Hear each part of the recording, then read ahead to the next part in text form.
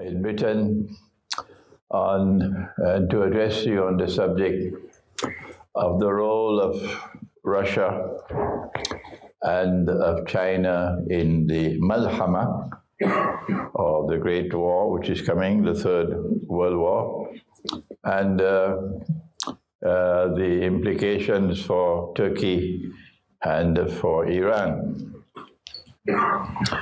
And we began with this verse of the Quran that I always choose, from Surah An-Nahl, which my teacher of blessed memory, Maulana Fadlur Rahman Ansari, rahimahullah, also flagged out. And we sent down the kitab, that is the book, the Quran, sent it down on thee, O Muhammad sallallahu ta'ala alayhi wa sallam, that this book might explain all things, that this book might explain all things. And in this book there is guidance, and for those who turn to the book for the explanation and the guidance, bushra lahum, good news and glad tidings for them, that they will understand what others cannot, and they will succeed when others will not. And so it is to the Quran that we must constantly turn for guidance and for explanation of all things. And one of the most remarkable things of the ummah of Nabi Muhammad sallallahu ta'ala alayhi wa sallam in the modern age is this is precisely what we are not doing. Yes, we have to admit that our scholars, our learned brothers, are not going to the Quran. No, they are not going to the Quran to locate in the Quran that which explains the reality of the world today and the great war which is coming tomorrow. If I'm wrong, I invite you to correct me. And tonight we will try gently so to make yet one more effort to try to wake up our people, that they might think and they might study the Quran, that the Quran might guide us. We want to begin our topic not with Russia and not with Turkey, although these are the two most important actors of all, and not with China, no, but with Iran. And when we want to show the link between Turkey and Iran, we are forced to recognize that this one is Sunni and that one is Shia. And what are the implications of the Sunni-Shia divide for Akhirul Zaman, and in particular for the Great War? That is not an easy subject at all. It requires thought.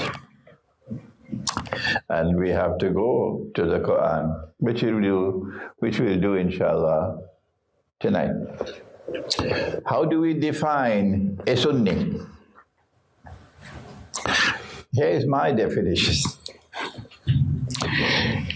A Sunni is one who recognizes Abu Bakr as-Siddiq radiyallahu ta'ala anhu as the rightful successor of Nabi Muhammad alayhi salatu wasalam, is the head of state of the Khilafa state which was established in Arabia. He was the rightful successor. And then after him, of course, there was his successor, Umar al-Faruq radiyallahu ta'ala and Uthman al-Ghani radiyallahu ta'ala anhu. This is the Sunni view. This is the essence of being a Sunni. Everything else is peripheral and additional, not essential. This is the essential thing that constitutes a Sunni. The Shia view, unfortunately so, the Shia view is that it's difficult for us to even say it. The Shia view is that Abu Bakr as-Siddiq, radiallahu ta'ala anhu, if there are any Shia present and I'm wrong, do please correct me. The Shia view is that Abu Bakr as-Siddiq, radiallahu ta'ala, was a usurper, that he was not the rightful Khalifa. The Shia view is that Allah, in His authority, He appointed Ali radiallahu ta'ala anhu to succeed, and subsequently that succession is limited to the house of the Prophet alayhi salatu wasalam, or Ahlul Bayt. If I'm wrong, kindly correct me.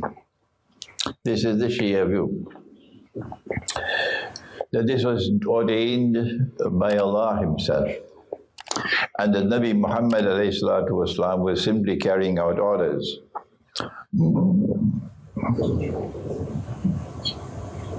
This is a great divide, a great divide. We are not going to look into the merits of the case tonight. What does the Quran say on the subject? Otherwise, we're not going to finish the lecture tonight. No. But the Quran does not support the Shia view. It is not. In the question and answer session, yes, you can if you want to utilize part of your time on that subject, I don't mind.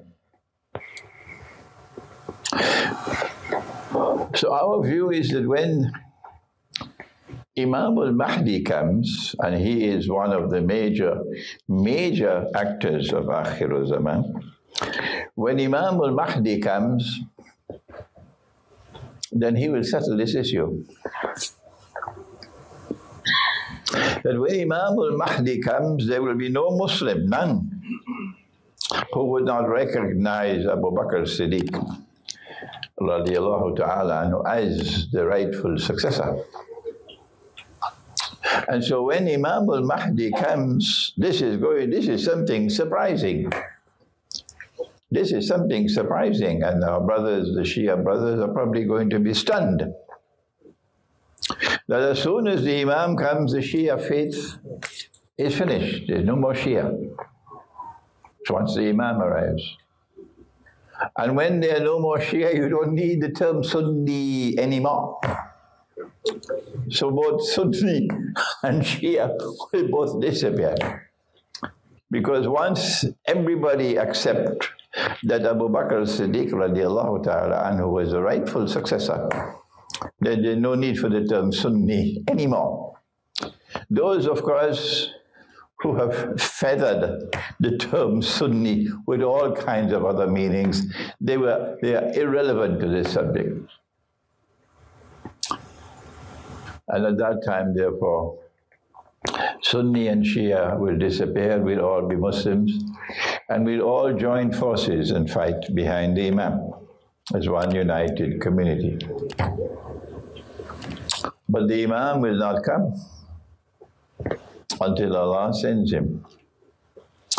Although I am reliably informed that the CIA and the Israeli Mossad are very hard at work preparing an Imam, and they would send him maybe by parachute, and those who are, and they only eat the biryani and go home and sleep, they will accept them Israeli Mossad's Imam.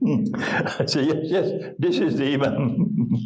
But we know that when the Imam comes, the first thing that the Imam is going to do is goodbye to Saudi Arabia. Goodbye to bad rubbish. Of course, those who take the riyals and the dollars from the Saudis to finance the masjid and finance the Islamic Center, and so they're obliged to accept the Saudis. They will not accept this, but goodbye to Saudi Arabia, goodbye to bad rubbish. And when the Imam comes, we know that the Khilafa state established by Nabi Muhammad alayhi salatu wasalam, that Khilafa state will be restored in Arabia. And Islam will once more have an authentic expression politically. This is there in the hadith of Nabi Muhammad alayhi salatu wasalam, when he prophesied that after his death, the first stage of the history of the ummah would be Khilafa ala minhaj al-nabuwah. And then he said the last stage, in between of course you have so many different stages, but the last stage would be a return to Khilafa ala minhaj al-nabuwah. And this will come with Imam Mahdi. My learned brothers in the Hizb al-Tahrir, and they are learned brothers, yes, mashallah, they differ with me, and they are confident that the Khilafah state, ala minhaj al-nubuwah, can be restored before the Imam. I don't think it has been restored so far, and I don't think it'll ever be restored until the Imam comes. Now then, what is now important would be the period between now and the advent of the Imam. What will be the relationship between Sunni Islam and Shia Islam? That is the important point now. And there are two roads. There are two roads open before us. The first one is that in which Allah speaks in Surah Al-Baqarah, وَإِن لَمْ تَفْعَلُوا تَكُنْ فِتْنَةٌ فِي الْأَرْضِ الْكَافِرُونَ بَعْضُهُمْ أَوْلِيَاءُ بَعْضٍ. The kuffar are friends and allies of each other. Well, this is Surah Al-Anfal. The kuffar, the disbelievers, are friends and allies of each other. إِن لَمْ تَفْعَلُوهُ, if you do not also establish friendship and alliance, تَكُنْ فِتْنَةٌ فِي الْأَرْضِ وَفَسَادٌ كَبِيرٌ. There will be great fitna and fasad in the world. Chaos, anarchy, corruption, destruction. Of course, alliance will be with this ummah and people who are outside of this ummah. But the first place to establish the alliance is within the house of Islam. And we recognize the Shia to be Muslims. Oh yes, we do. But we differ with them on this theory of the imamate. And so the first road which is open to us between now and the Great War is to establish friendship and alliance between the Sunni world and the Shia world, so that we can face a common enemy. That also will ensure the survival of Pakistan. The other road is that in which you do the very best that you can possibly do to try to provoke Sunni-Shia civil war. And if that were to ever occur, the major beneficiary would be the State of Israel. No one will differ with me on that. And so those who are beating the drums of war with Shia Islam are people who are playing into the hands of Dajjal. And what is the role of Saudi Arabia in this? It is very plain and clear. The war which has been going on in Yemen for 5 years now, innocent Yemen, was meant to provoke Sunni-Shia civil war. That's the excuse for the war in Yemen. And the threats of attacking Iran are meant to try to provoke Sunni-Shia civil war. This is the immediate threat. And of course, you're all aware of that. What I need to remind you of, however, is that the Saudis have an agenda.